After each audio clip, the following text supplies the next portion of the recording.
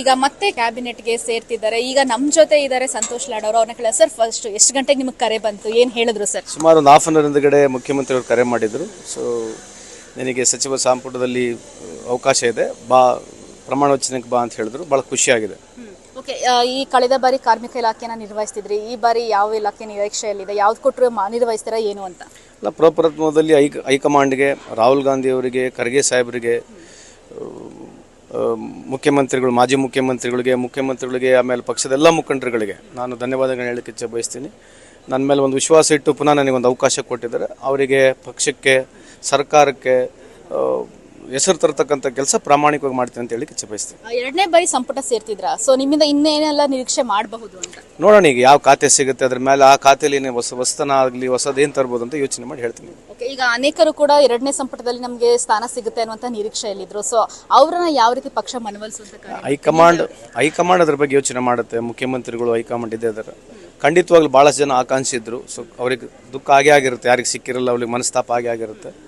ಅದು definitely high command ಮಾತಾಡ್ತಾರೆ. Okay, ನಿಮ್ಮ ಭಾಗದ ಜನರಿಗೆ ನೀವೇನು ಹೇಳಕ್ಕೆ ಇಷ್ಟಪಡ್ತೀರಿ ಈ ಟೈಮ್? ಅಲ್ಲ, ಅವ್ರ ಆಶೀರ್ವಾದದಿಂದ ನಾನು ಇಲ್ಲಿ ಬೆಳೆದಿರ್ತಕ್ಕಂಥದ್ದು. ಸೊ ರಾಜಕಾರಣದಲ್ಲಿ ಯಾವಾಗಲೂ ಸೋಲು ಗೆಲುವು ಸಹಜ ಇದೆ. ಸೊ ಅವ್ರು ನನಗೆ ಎಲ್ಲಿವರೆಗೆ ಈ ಥರ ಅವಕಾಶ ಸಿಗುತ್ತೆ, ಪ್ರಾಮಾಣಿಕವಾಗಿ ಬಡವರ ಪರವಾಗಿ, ಸಂವಿಧಾನ ಪರವಾಗಿರ್ತಕ್ಕಂಥ ಕೆಲಸಗಳನ್ನ, ಆಲೋಚನೆಗಳನ್ನ ಮಾಡದೆ ನಮ್ಮ ಆದ್ಯ ಕರ್ತವ್ಯವಾಗಿರುತ್ತೆ, ಅದನ್ನ ಮಾಡ್ತೀನಿ ಅಂತ ಈ ಸಂದರ್ಭ ಕೇಳಕ್ಕೆ ಇಚ್ಛಿಸ್ತೀನಿ. ಇದಿಷ್ಟು ಸಂತೋಷ್ ಲಾಡ್ ಅವರ ಮಾತುಗಳಾಗಿತ್ತು.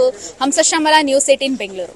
ಈಗ ಮತ್ತೆ ಕ್ಯಾಬಿನೆಟ್ಗೆ ಸೇರ್ತಿದ್ದಾರೆ. ಈಗ ನಮ್ಮ ಜೊತೆ ಇದ್ದಾರೆ ಸಂತೋಷ್ ಲಾಡ್ ಅವರು. ಅವ್ರನ್ನ ಕೇಳ ಸರ್, ಫಸ್ಟ್ ಎಷ್ಟು ಗಂಟೆಗೆ ನಿಮಗೆ ಕರೆ ಬಂತು, ಏನು ಹೇಳಿದ್ರು ಸರ್? ಸುಮಾರು ಒಂದು ಹಾಫ್ ಅನ್ ಅವರ್ ಹಿಂದಗಡೆ ಮುಖ್ಯಮಂತ್ರಿಗಳು ಕರೆ ಮಾಡಿದ್ರು. ಸೊ ನಿನಗೆ ಸಚಿವ ಸಂಪುಟದಲ್ಲಿ ಅವಕಾಶ ಇದೆ, ಬಾ ಪ್ರಮಾಣ ವಚನಕ್ಕೆ ಬಾ ಅಂತ ಹೇಳಿದ್ರು. ಭಾಳ ಖುಷಿಯಾಗಿದೆ.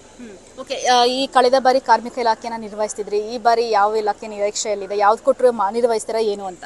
ಅಲ್ಲ, ಪ್ರಪ್ರಥಮದಲ್ಲಿ ಹೈಕಮಾಂಡ್ಗೆ, ರಾಹುಲ್ ಗಾಂಧಿ ಅವರಿಗೆ, ಖರ್ಗೆ ಸಾಹೇಬರಿಗೆ, ಮುಖ್ಯಮಂತ್ರಿಗಳು, ಮಾಜಿ ಮುಖ್ಯಮಂತ್ರಿಗಳಿಗೆ, ಆಮೇಲೆ ಪಕ್ಷದ ಎಲ್ಲ ಮುಖಂಡರುಗಳಿಗೆ ನಾನು ಧನ್ಯವಾದಗಳನ್ನ ಹೇಳಕ್ಕೆ ಇಚ್ಛೆ ಬಯಸ್ತೀನಿ.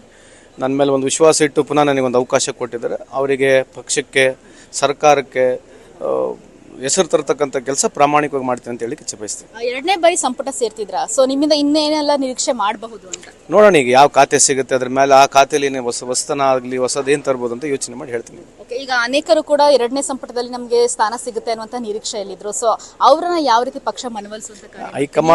ಹೈಕಮಾಂಡ್ ಅದ್ರ ಬಗ್ಗೆ ಯೋಚನೆ ಮಾಡುತ್ತೆ. ಮುಖ್ಯಮಂತ್ರಿಗಳು, ಹೈಕಮಾಂಡ್ ಇದೆ ಅದರ ಖಂಡಿತವಾಗ್ಲೂ ಭಾಳಷ್ಟು ಜನ ಆಕಾಂಕ್ಷಿ ಇದ್ರು. ಸೊ ಅವ್ರಿಗೆ ದುಃಖ ಆಗೇ ಆಗಿರುತ್ತೆ, ಯಾರಿಗೆ ಸಿಕ್ಕಿರಲ್ಲ ಅವ್ರಿಗೆ ಮನಸ್ತಾಪ ಆಗಿರುತ್ತೆ. ಅದು ಡೆಫಿನೆಟ್ಲಿ ಹೈಕಮಾಂಡ್ ಮಾತಾಡ್ತಾರೆ. ಓಕೆ, ನಿಮ್ಮ ಭಾಗದ ಜನರಿಗೆ ನೀವೇನು ಹೇಳಕ್ಕೆ ಇಷ್ಟಪಡ್ತೀರಿ ಈ ಟೈಮ್? ಅಲ್ಲ, ಅವ್ರ ಆಶೀರ್ವಾದದಿಂದ ನಾನು ಇಲ್ಲಿ ಬೆಳೆದಿರ್ತಕ್ಕಂಥದ್ದು. ಸೊ ರಾಜಕಾರಣದಲ್ಲಿ ಯಾವಾಗಲೂ ಸೋಲು ಗೆಲುವು ಸಹಜ ಇದೆ. ಸೊ ಅವ್ರು ನನಗೆ ಎಲ್ಲಿವರೆಗೆ ಈ ಥರ ಅವಕಾಶ ಸಿಗುತ್ತೆ, ಪ್ರಾಮಾಣಿಕವಾಗಿ ಬಡವರ ಪರವಾಗಿ, ಸಂವಿಧಾನ ಪರವಾಗಿರ್ತಕ್ಕಂಥ ಕೆಲಸಗಳನ್ನ, ಆಲೋಚನೆಗಳನ್ನ ಮಾಡದೆ ನಮ್ಮ ಆದ್ಯ ಕರ್ತವ್ಯವಾಗಿರುತ್ತೆ, ಅದನ್ನ ಮಾಡ್ತೀನಿ ಅಂತ ಈ ಸಂದರ್ಭ ಕೇಳಕ್ಕೆ ಇಚ್ಛಿಸ್ತೀನಿ. ಇದಿಷ್ಟು ಸಂತೋಷ್ ಲಾಡ್ ಅವರ ಮಾತುಗಳಾಗಿತ್ತು. ಹಂಸಶ್ಯಾಮಲ, ನ್ಯೂಸ್ 18 ಬೆಂಗಳೂರು.